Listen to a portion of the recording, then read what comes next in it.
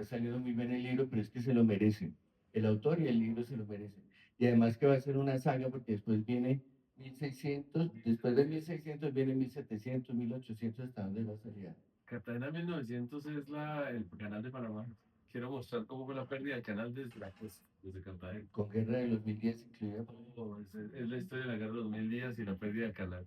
No, y Manuel, lo mejor es que con la investigación que hizo en Cartagena ahora, se le abrió, digamos, como una, una, una salida en su vida que es investigar historia, ¿no? Ya pertenece a la Academia Colombiana de Historia de Cartagena. Lo invitaron especialmente después de publicar el libro y de ahí se volvió experto en todos los temas de Cartagena, en la Inquisición y bueno, que es parte de los temas que va a hablar hoy. Entonces, bueno, tenemos un gran escritor con mucho futuro y espero que nos sigamos apoyando hasta el final. Hombre, Gustavo, muchas gracias. Todo el cariño del mundo por Gustavo. Y además, mi médico de chiquito se llamaba Gustavo García. Entonces, le tengo todo el cariño y no sé si me va a poner una inyección cuando lo veo. Porque cuando yo era chiquito, lo que más me daba era faringoamigdalitis. Y me ponían benzetacil. Dice que le dolía a uno y le quedaba la pierna paralizada así del dolor. Entonces, tengo ese cariño. Gustavo, muchas gracias. Venga, entremos en materia. Esto es para divertirnos. Entonces, pregunten, levanten, interrumpan.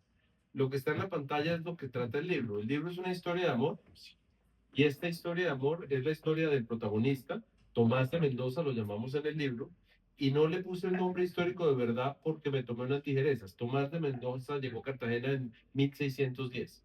Yo en el libro puse que llegó en 1586. Me tomé esa licencia, por eso no le di el nombre. Y lo segundo por el que no le di el nombre es que Tomás de Mendoza llegó, se quedó en una posada en Getsemaní que existió. Tengo el censo de Getsemaní en 1602. Con el censo sé dónde estaba la posada y en el libro, si abren unas páginas, está el mapa y ahí está la casa. Es verdad eso. La posada eran dos, la de Juana de Uganda y la de Ana de Enrique. Ana de Enrique dice que tenía una hija. Yo me tomé la licencia de noviarios. Por esas dos razones no respeté el nombre. Todos los demás nombres de la novela existieron, los pueden googlear. Todos son personas, son datos históricos, son realidad de Cartagena y ese espíritu. Si miran ahí, detrás de esa historia de amor está la esclavitud, porque Tomás de Mendoza, Blas, con sus habilidades de médico, empezó a tomar los pacientes, los esclavos que se estaban muriendo, y los cogía gratis. Sanaba uno de cada tres y los vendía, y se volvió tratante de esclavos. En la vida, cuando tú buscas Blas Benito de Paz Pinto, aparece como tratante de esclavos y médico cartagenero.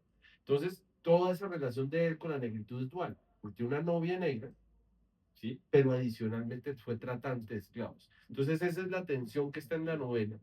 Debajo está la historia de Cartagena. La historia de Cartagena, ya les muestro qué eventos están en el libro, pero debajo de eso está cómo Cartagena tiene 8.000 negros, tiene 7.000 indígenas, solo 1.000 blancos permanentes, 2.000 con los... Entonces Cartagena es un caldo de religiones. Y en ese caldo de religiones, pues la hechicería que llamaban los españoles eran las costumbres de los indígenas y de los negros. Entonces este libro trata sobre la esclavitud, la Inquisición y la historia de Cartagena. Y lo que lo hace que uno no quiera despegarse es la historia de amor. De todo eso, en esta charla me voy a centrar en el primer circulito. Voy a hablar de la esclavitud en Cartagena. Y el espíritu no es para contar los horrores, que vea cómo los mataban y vea cómo los amarraban. No se trata de eso.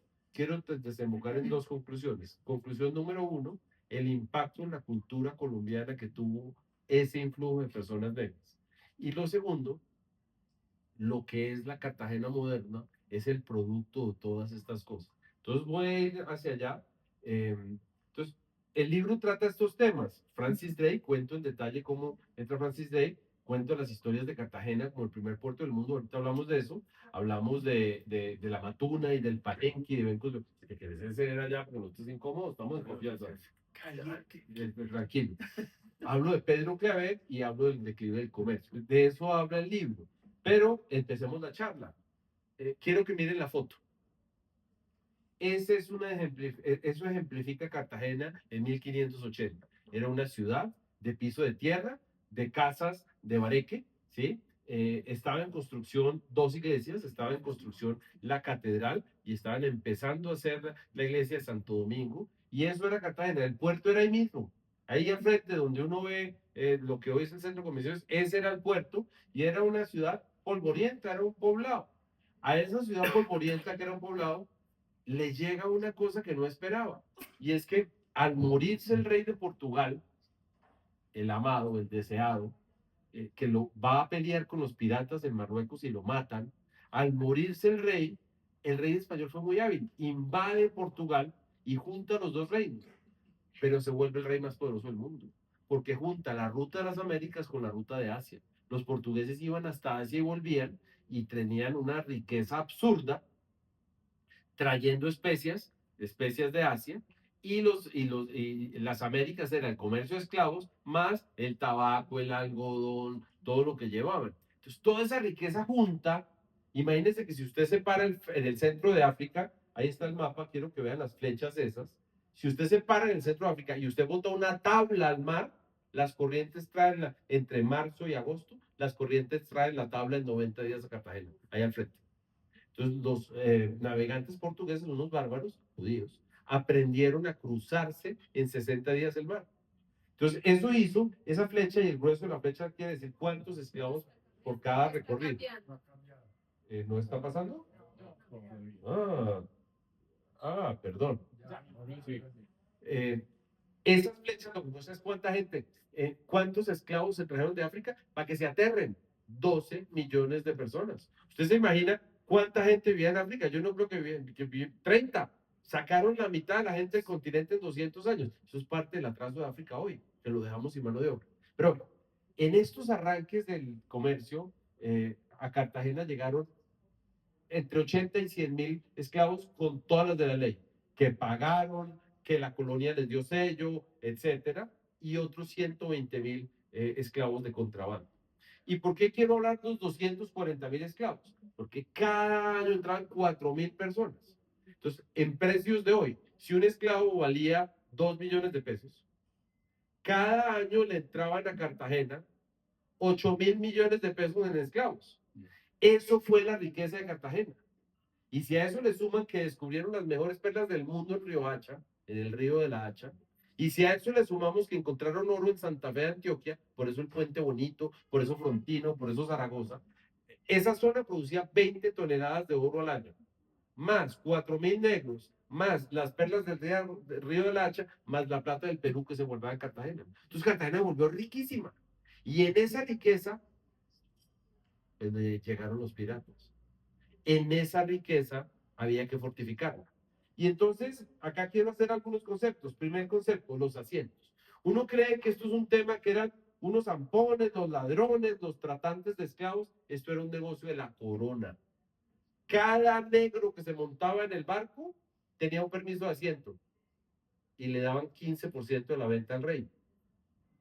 Entonces, los barcos, y les cuento una historia, la Universidad de Emory en Estados Unidos tiene el registro como del 80% de los barcos que salieron de África, desde 1580 hasta 1810. Usted se puede meter a internet y buscar el barco, el nombre del capitán, el dueño del barco y cuántos negros tenía. Ahora, los asientos daban 20% de permiso. Entonces, si usted le daba permiso de 100 negros, usted traía 120, porque los otros 20 eran por si se morían. Y eso es lo que está ahí, y es que el negocio de los asientos partía de la misma corona. Ese es un poco el mensaje que les quería contar ahí. Un control tremendo de los negros que salían, que venían. Lucía, bienvenida. Lucía me presentó en la Feria del Libro de Bogotá, eternamente agradecido. Bienvenida. Exalumna de la iglesia. Entonces, esta historia de los asientos es muy importante porque ¿qué pasó? Los asientos fueron primero portugueses, después fueron holandeses y después fueron británicos. ¿Y eso por qué es importante? Porque según quien tenía los asientos se llevaba la plata. Apenas lo dieron a los holandeses, se lo llevaron a las islas. Y apenas lo volvieron británicos, se lo llevaron para sus islas y para Estados Unidos. Entonces, ese es un tema muy importante de la esclavitud. Lo otro que quiero que vean es los barcos. Quiero que vean el barco que se ve la foto más grande. Eso es un bergantín tipo, y solo quiero que entiendan las medidas. Ese barco tiene 7 metros de ancho y ese barco tiene menos de 40 metros de largo. Para que ustedes se imaginen, de pared a pared, así o menos era el barco. En ese barco que tenía abajo contra la madera una cubierta y cubierta superior, ahí metían 150 negros. Entonces, ¿cómo hacían para meter 150 negros? Pues tenían que organizarlos, eso se llamaban tumbeiros, porque se organizaban del tamaño de un ataúd, lo acostaban y lo amarraban. Eso eran las tragedias que vemos en las películas, que todas son verdad. Y no solo son verdad, sino que se les moría uno de cada 3 al comienzo, al final se les moría uno de cada 10. En el otro barco que ustedes están viendo allá a su derecha, esos son los últimos barcos, los británicos, los de 1700, los de las películas, los de raíces. Esos barcos ya tenían 4 cubiertas o 3 cubiertas y en esos barcos podían meter 500 esclavos. Entonces, un poquito para que se imaginen. Pero en los tiempos de Cartagena eran barquitos chiquitos de 100 esclavos por barquito, de 200 esclavos por barquito. Entonces, ¿cuántos barcos de esos llegaron a Cartagena por año? 20. Imagínense la feria de, llegó el barco, hay que venderles comida, hay que bajar los negros, hay que darle comida a los marineros, hay que tener posadas para que duerman, hay que tener rumba, hay que tener prostíbulos. Cartagena vivía de eso. Eso era Cartagena.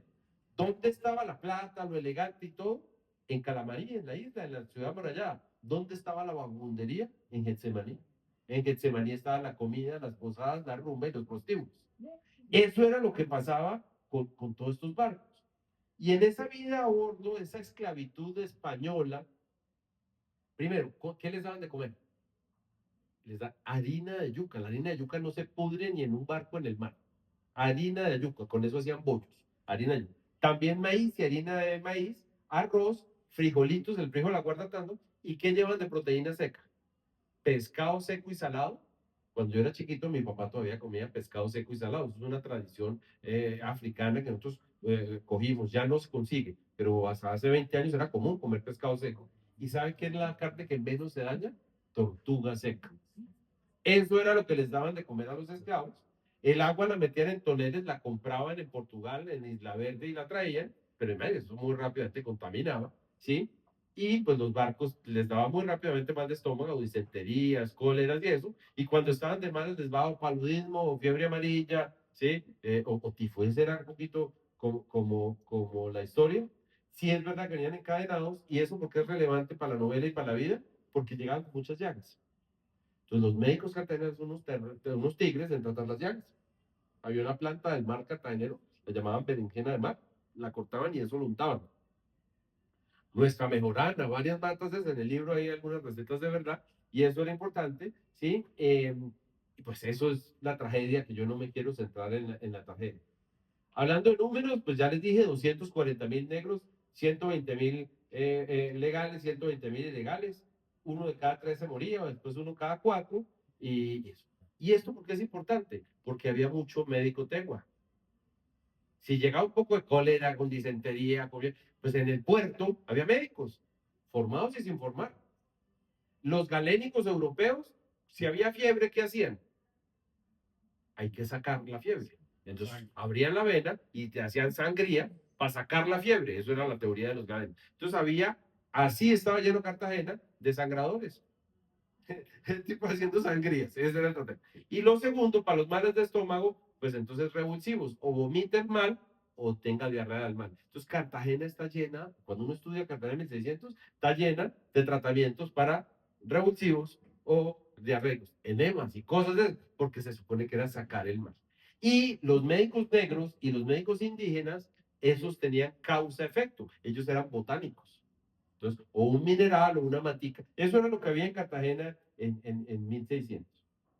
Aquí quiero que vean el mapa de... Perdón un segundo, pero el mejor negocio del mundo era comprar un negro enfermo y venderlo curado. O sea, era un negocio buenísimo para un negro bueno. A ver, en orden de precio, ¿cuál era el negro más valioso? Un negro sano, musculoso de 17 años. Eso podía costar 250 o 300 reales de oro. ¿Qué era lo segundo más valioso? Una negra adolescente entre 14 y 16 años que no estuviera embarazada. Eso era lo segundo más valioso, 250 reales de oro. Los demás esclavos se vendían en 200 reales. Una mujer buena, pues era ama de casa, nodriza o lo que sea, valía 150 reales. Un esclavo negro no muerto, no moribundo, valía 20 reales.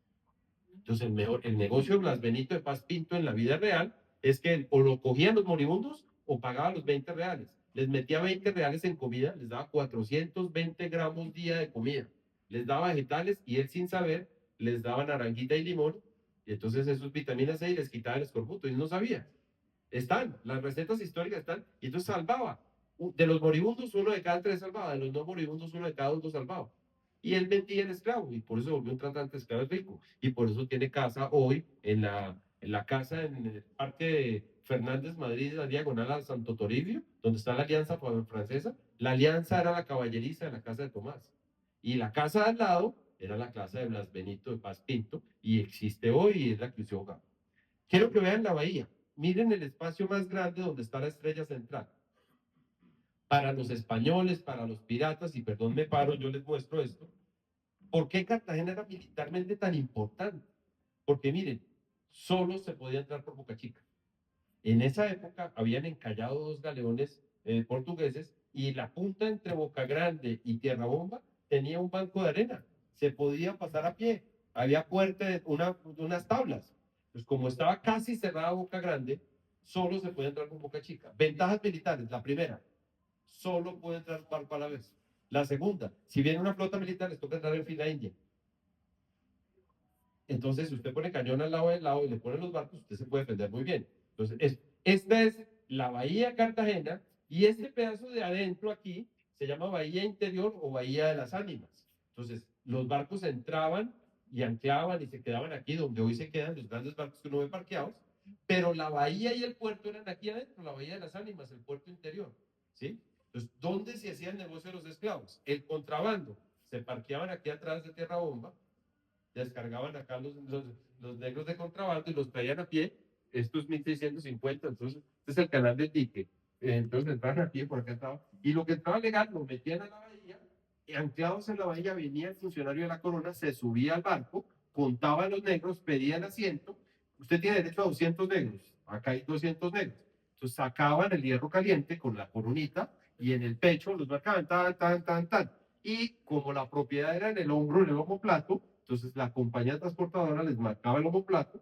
Entonces un negro tenía, un negro legal, el sello de la corona adelante, el sello de la compañía transportadora y el sello del dueño. Esa era un poquito como la parte inhumana de la historia, papá.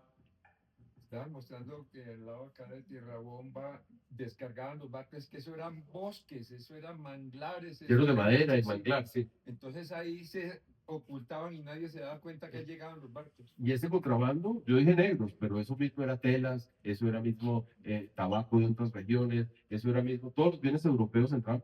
Jamón. En Cartagena cada barco traía perdiles. Los jamones españoles curados los vendían de contrabando en las tiendas de ultramar aquí, en Calamarí, y mucho de eso entraba.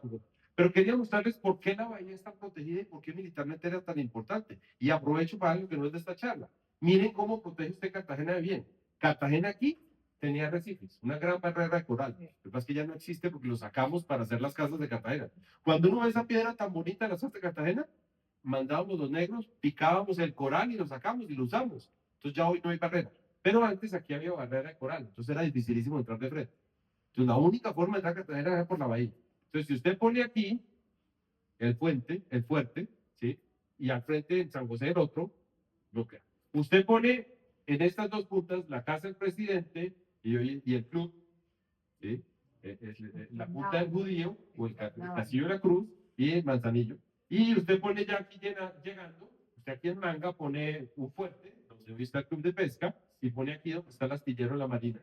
Entonces usted pone 2, 4, 6 fuertes enfrentados, y aquí arriba pone un castillo con la posibilidad de disparar balas a 3 kilómetros. Entonces usted con el castillo, usted tiene protegido hasta aquí. Desde aquí usted tiene protegido 3 kilómetros. Y con los fuertes enfrentados, usted tiene la bahía. Cartagena era muy segura. El problema es que nos robamos la plata a los soldados. Cuando se tomaron Cartagena, es porque no había. El rey pagaba 500 soldados permanentes. Lo que pasa es que en la vida real había 200, 150, 120, porque nos tomamos.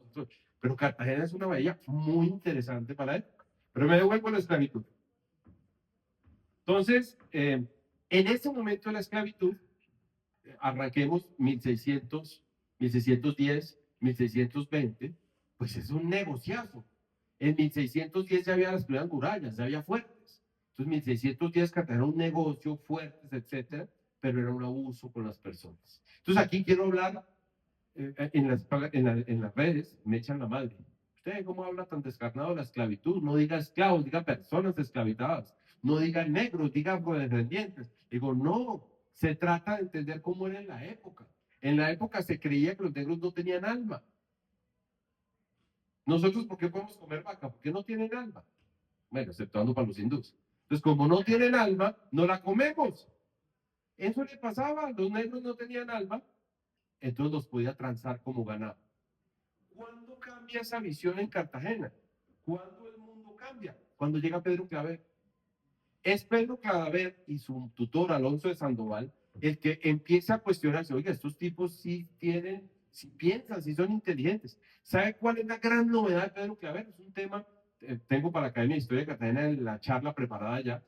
El tipo se inventa traductores.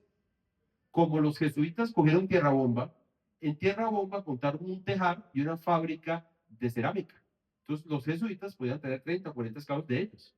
Entonces Pedro Claver empezó a darse cuenta, más su tutor, Alonso Sandoval, que este señor era de Bijao, entonces hablaba tal idioma, que este era Guinea Norte, de Guinea Ecuatorial, que este era tal. Entonces él sabía de dónde eran los esclavos. Entonces hizo una cosa increíble. Cuando llegaba un barco, sabía de dónde venían los esclavos.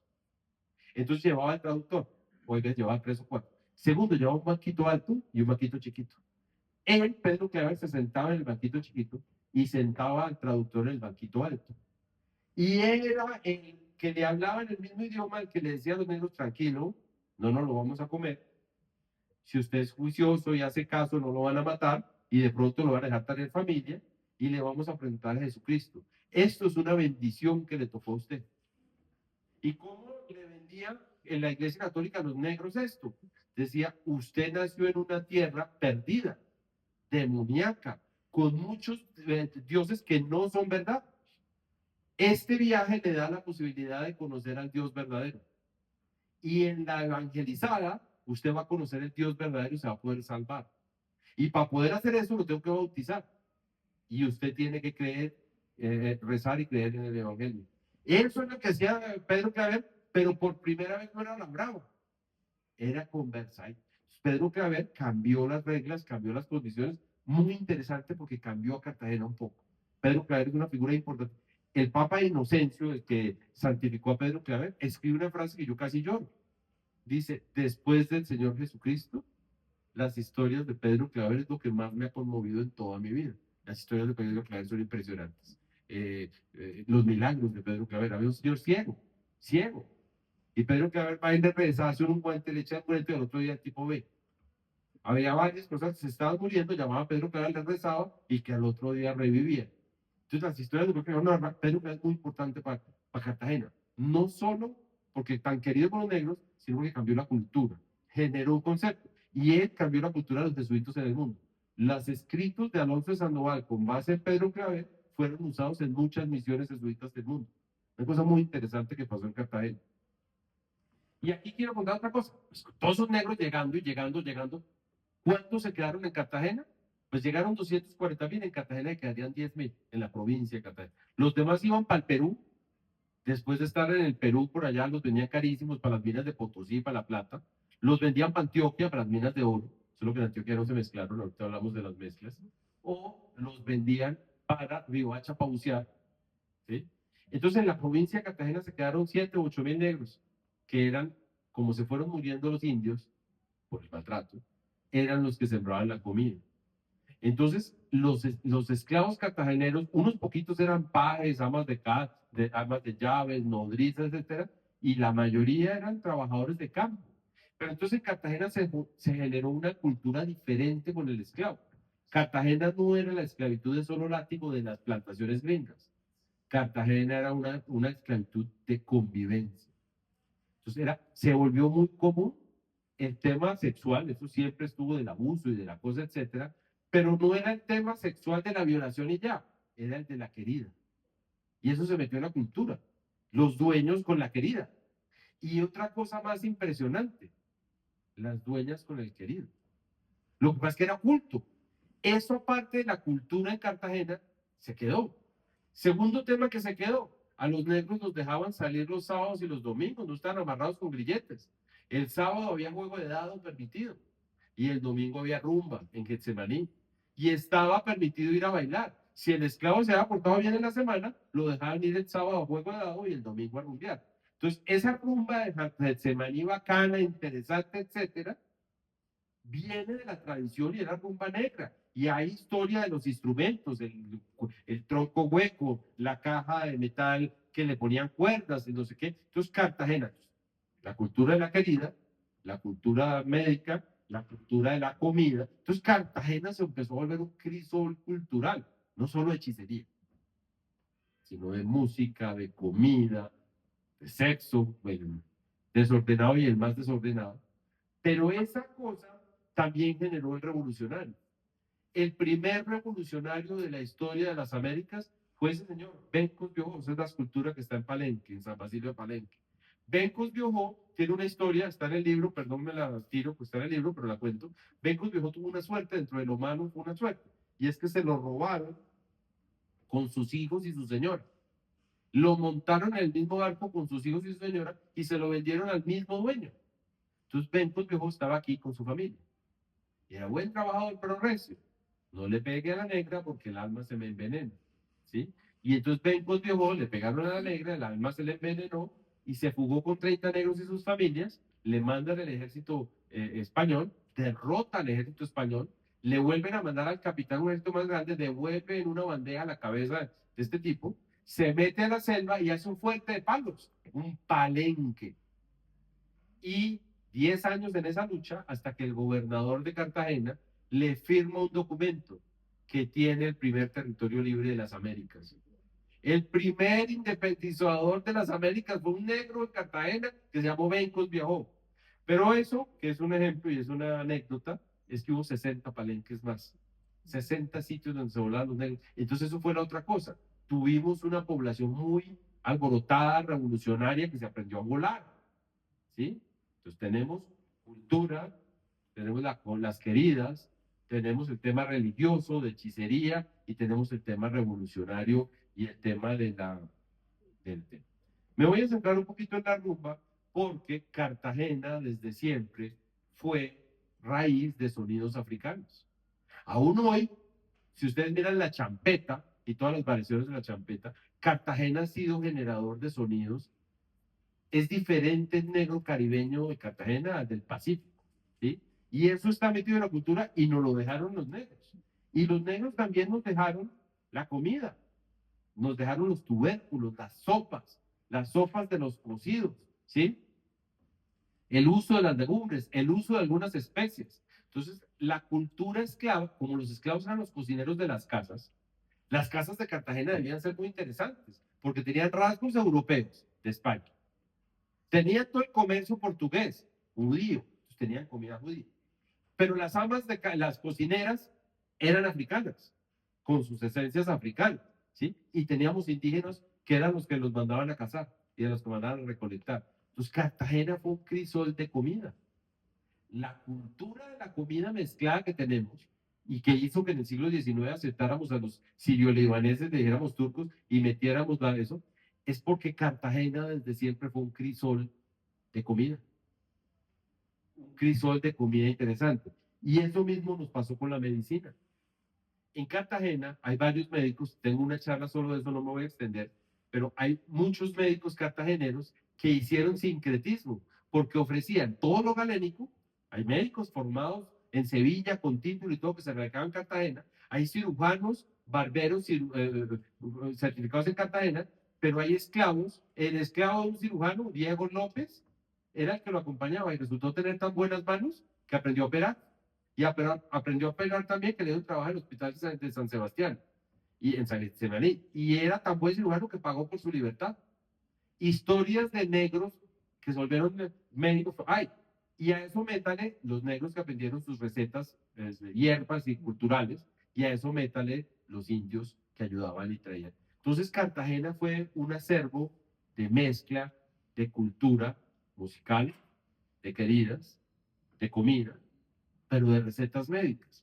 Y en ese mundo raro y en torno, pues dos mujeres, ahí está, esa señora es una señora Carabalí, de una foto que tomó un alemán en 1880 y que está en el Museo de Berlín. Yo no sabía, pero me han regañado como 20 veces. porque yo la llamé Benigna en la novela, entonces me llaman y me putean en internet. Usted tomó una foto de no sé quién. Y yo, hombre, en 1600 no había cámaras fotográficas. Entonces el artista se inspiró en la señora Carabalí para hablar de Benigna. Pero estas negras fueron unas matronas, cocineras, nodrizas, hay veces les tocaba ser amantes. Mucho esclavo en Cartagena era libre, libre. Vivía en casa aparte y todo. Lo único es que tenía que llevar cada semana, pagar su cuota. Entonces, a las mujeres blancas, a las mujeres negras, cuando estaban los tiempos malos, las dejaban libres y decían, usted me trae tanto semanal. Entonces, estas mujeres eran cocineras, eran pulperas, eran nodrizas, eran prostitutas, lo que les tocaba. Y esa señora que tengo al lado se llama Paula de Guiluz. Esa señora era hierbatera. Y de ser hierbatera se volvió buena en los asuntos del amor. Pero era hermosa. Entonces la vendieron a uno, ese se aburrió de ella, y lo vendieron a otro, y se lo vendió a otro. Terminó esposa del dueño de las minas en Cuba. Y era tan linda que el esposo se enamoró de ella y la vestía como español. Y era tan linda que le daba joyas de español. Y Paula de Guiluz, vestida como española, con joyas de española, va a visitar a una negrita amiga que le nació el bebé y lo besó ella. El bebé se muere el otro día y le inventan que ella le sacó el alma por el ombligo. Entonces le hacen un juicio en la Inquisición, pero no había Inquisición allá en La Habana, había en Cartagena. Entonces la mandan a Cartagena, hace el proceso de Inquisición, pero no había pruebas. Entonces a ella, que era hierbatera y experta en cosas del amor, la dejan en Cartagena y la pena son 3 años de trabajos forzados que los sirvió en el Hospital de San Sebastián. Entonces aprendió enfermería, a organizar huesos, a quitar diarreas, a solucionar los problemas del seno en la lactancia. Entonces la vieja volvió una verdad capaz de irnos y puso consultorio. Pero le hicieron 2 juicios más de la Inquisición, nunca la mataron, que se volvió muy inteligente. Pero quería mostrarles es que esas eran las negras complejas de Getsemaní. No era simplemente una vagabunda, no era simplemente una bruja, no, eran mujeres complejas, interesantísimas. Y entonces con eso quiero meterme a que Cartagena era una ciudad de blancos ricos, de negros, con la cultura en la comida, con la cultura en las recetas, con la cultura en la rumba, con la cultura en la vagabundería, ¿sí? Pero ¿qué pasa? Que los blancos se volaban. Cuando había negocio había blancos, cuando no había negocio no había blancos. En 1700 hicieron un censo de Cartagena. ¿Sabe cuántos españoles había en Cartagena en 1700? 400. Y blancos no españoles, ¿cuántos quedaban? 600. O sea que no había españoles. Entonces, ¿quién manejaba Cartagena? Todos esos mulatos empezaron a tener hijos, a comprar la libertad, etcétera. Más de la mitad de los negros de Cartagena en 1700 eran libres.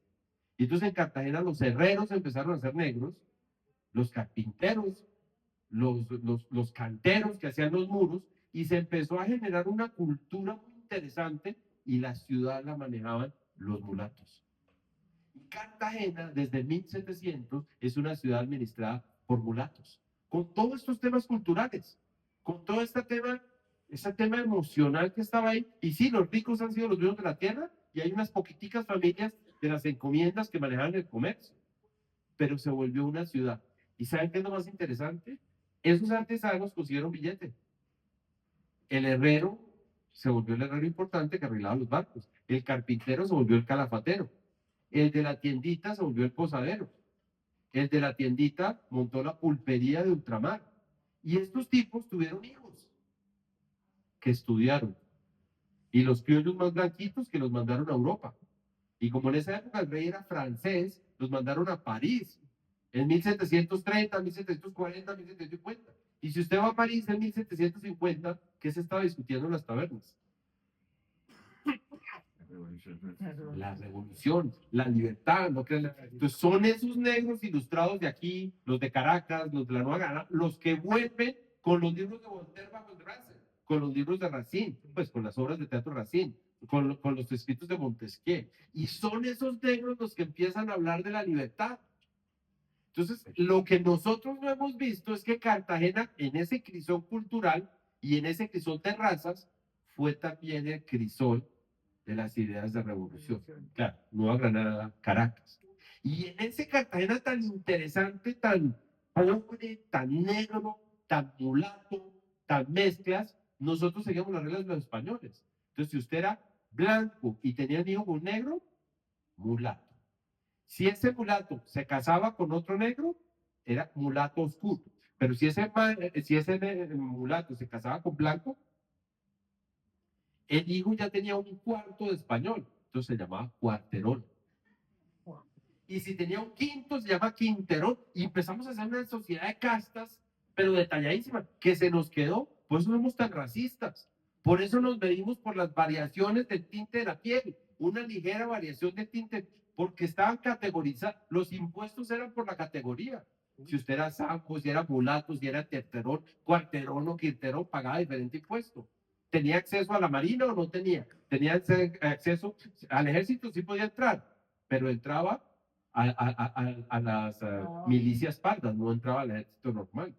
Entonces, parte también de lo que tenemos como cultura se gestó allá en el Caribe, ¿sí? Y se montó en Cartagena. Ahí viene el declive del comercio. Cartagena deja de ser la principal ciudad de los esclavos y autorizan Veracruz. Y ahí es, los que han ido en México, esa riqueza de los mexicanos y de Veracruz, es porque la riqueza acá se fue para allá. Y Cartagena se quedó con muy poquitos esclavos, los que eran para acá. Los de Lima los empezaron a mandar por Buenos Aires. Mandaban el barco por abajo y Buenos Aires era el que le vendía a los negros a Lima. Entonces Cartagena entró en un declive, en una pobreza y se quedaron los negros, los blancos se fueron. ¿Sí? Y en ese proceso se quedó los negros y se quedó las construcciones que hicieron la riqueza del comercio. Y por eso, en 1640, esa es una símbolo, eso está hecho con inteligencia artificial, ya Cartagena no era una ciudad de casas de barro y pisos de tierra, ya era una ciudad amurallada, ya era una ciudad de casas de material y algunas casas de segundos pisos, ya no había 2 iglesias, sino que había 7, ¿sí? 5 y 2 en construcción, y eso fue lo que dejaron los 60 años de comercio en Cartagena, y este es un pedazo de lo que está ahí atrás de la historia. Unos créditos, doña Lucía, Gustavo, dueños de Ícono que creyeron en mí. Yo le mandé mi manuscrito a mucha gente y mucha gente no la leyó. Gustavo, el dueño, no lo mandó no leyó él. Él. Y quiero reconocerlo. Les digo una cosa para la vida. Cuando quieran y pasen a la librería, busquen Ícono y vean lo que ha publicado. Él se ha dado la gana de publicar lo que le gusta, no lo que le da plata o no. Y eso ha hecho que personas como yo podamos salir adelante. ¿Sí? Entonces, un reconocimiento. Lo segundo, las imágenes que tengo en la novela y en la portada es de Jerón Balbuena, un maestro muy importante. Y lo tercero, estoy de fiesta. Estamos en impresión de la segunda edición del libro a los 4 meses. Imagínense eso es de fiesta. Entonces, hasta aquí llega la charla. Quiero sobre todo, sé que hay personas que han leído y otros que no. Me encantaría lo que han leído. Tengo mi lector fantasma leyéndome Cartagena 1700, lleva cuatro capítulos. Entonces, me encantarían las preguntas y comentarios. ¿Por qué de Cartagena se pasó a Veracruz? ¿Y por qué Cartagena no es la capital de Colombia? Muy buenas preguntas. Vamos a la primera. El problema de Cartagena es que Cartagena en 1600 era malsana. Había mucho cólera, mucha fiebre amarilla y mucho paludismo. Y de los europeos que llegaban, uno de cada 4 se enfermaba gravemente y la mitad de eso se moría. Entonces Cartagena siempre, las familias trataban de irse. El segundo tema, es una opinión mía, es que la cagamos con la Inquisición. La Inquisición dañó el negocito. Los grandes pilotos de los barcos eran judíos. Cuando llega la Inquisición a Cartagena y empieza a perseguir a los judíos, persigue a los dueños de las tiendas, persigue a los dueños de los barcos y a los del negocio de los negros. Entonces, todos esos judíos se fueron de Cartagena porque estaba la sede de la Inquisición en Cartagena y se fueron a las islas donde no había y se llevaron su negocito para allá, ¿sí? Y lo tercero, porque México empezó a producir más réditos que la Nueva Granada. La Nueva Granada era una provincia pobre y difícil. Y para llegar a donde estaba el oro, que era Antioquia y la Nueva Granada, había que mandarse un río, 3 meses de viaje. Entonces, la Nueva Granada no era, y en Cartagena no se produce nada, ahí no hay ni buenas tierras para sembrar, hay que irse a Montería, hay que irse a Córdoba, pues, para que haya. Entonces, Cartagena no era tan atractivo para sembrar, se fueron los comerciantes, entonces, por eso Veracruz. Y lo segundo, ¿por qué no es la capital de Colombia? Porque cuando nos independizamos en 1800, Cartagena estaba en un ciclo de pobreza, no había nada. Y Cartagena estaba manejada por negros, y somos racistas. Ustedes saben que en la independencia de Colombia, La independencia de Cartagena, nosotros nos enseñaron en el colegio a todos que la hicieron los lanceros en el pantano de Vargas. ¿Se acuerdan? Que Rondón dice, el comandante, saque usted la patria, y salen los tipos con los lanceros y los otros salen corriendo. Esa historia es parcial, es maquillada.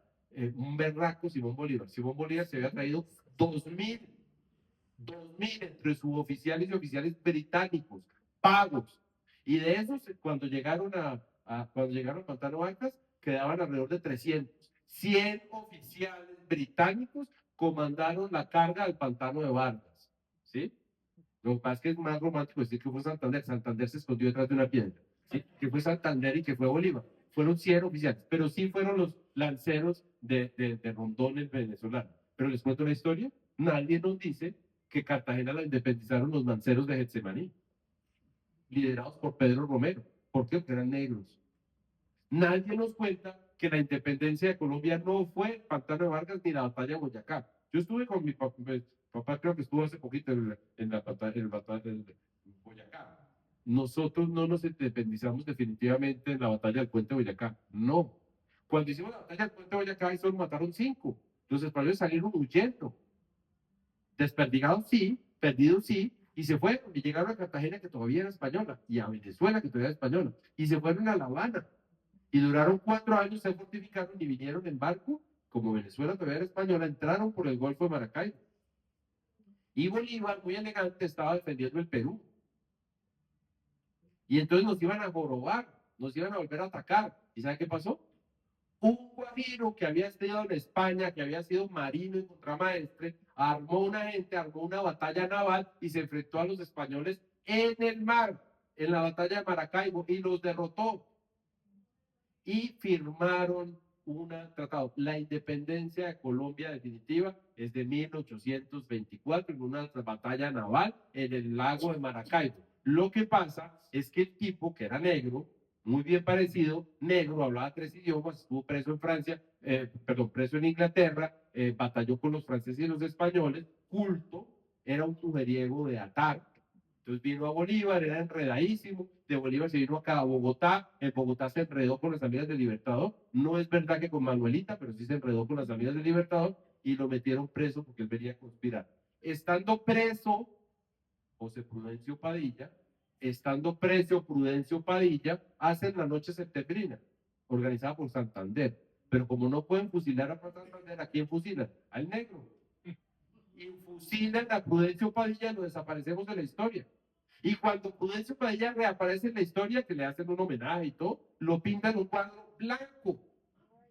Entonces la historia nosotros la hemos pulido sacando un poquito a los negros. Entonces, ¿por qué Bogotá es la capital? Porque aquí están los blancos, porque aquí no había enfermedades, no era malsano, porque Cartagena está en ciclo de pobreza y porque los ricos de Cartagena eran negros. Hay un médico ahorita haciendo un énfasis, como todos los grandes profesores del siglo XIX eran negros, sino que eso no está tan bien visto. Entonces, eso es lo que yo creo. La hipótesis mía para Cartagena en 1900 es que esa miopía hizo que perdiéramos Panamá.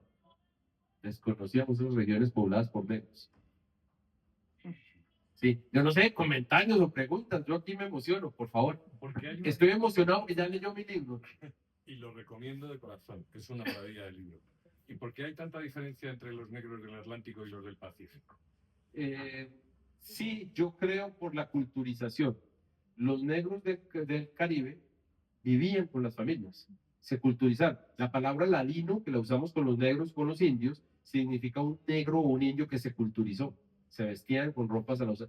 El mismo Bencos viajó, ¿por qué lo capturaron? Porque se vestía como español, con capa y daga de oro, y bebía trago y comía. En cambio, los que se escaparon y hicieron palenques para el Pacífico, nunca se mezclaron.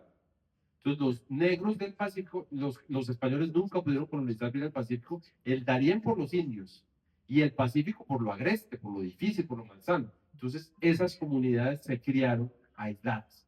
Por lo menos por 200 años fueron aisladas, no se culturizaron. Eso hace la diferencia.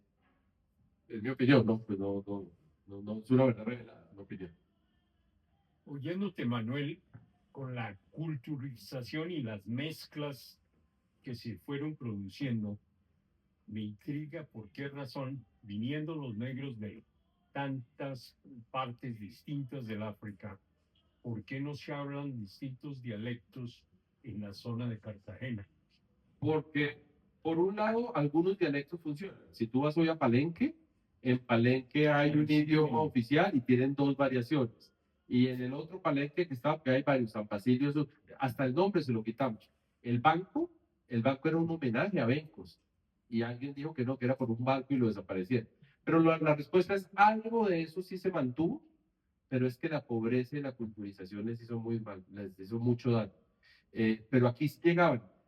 Pedro Claver reconocía 21 idiomas diferentes que se hablaban en la época de la colonia, y Pedro Claver sabía palabras de saludo y de reconocimiento de 7 idiomas africanos.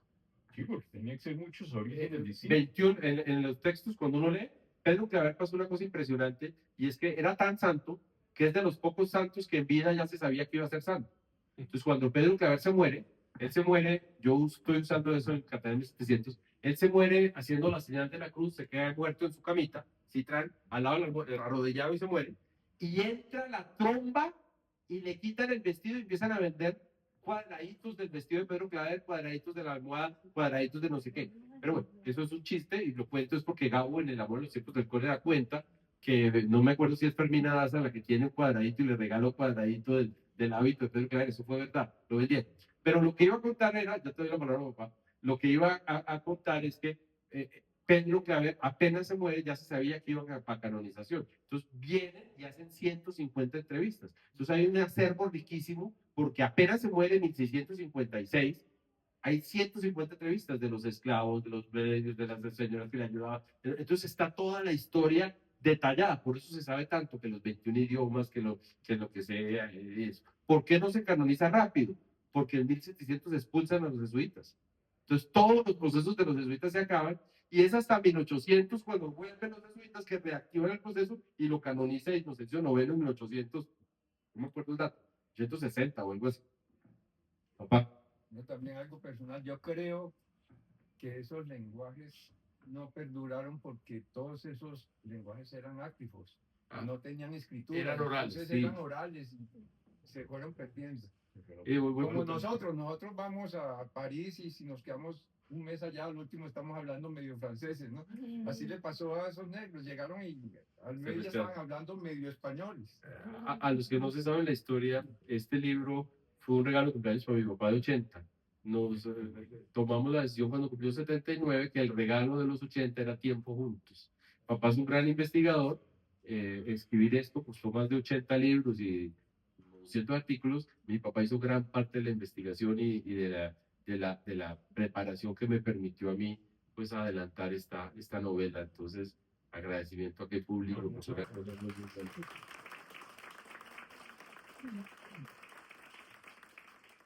No sé si quieran saber algo más, comentar algo más. Esto pues es un pasatiempo.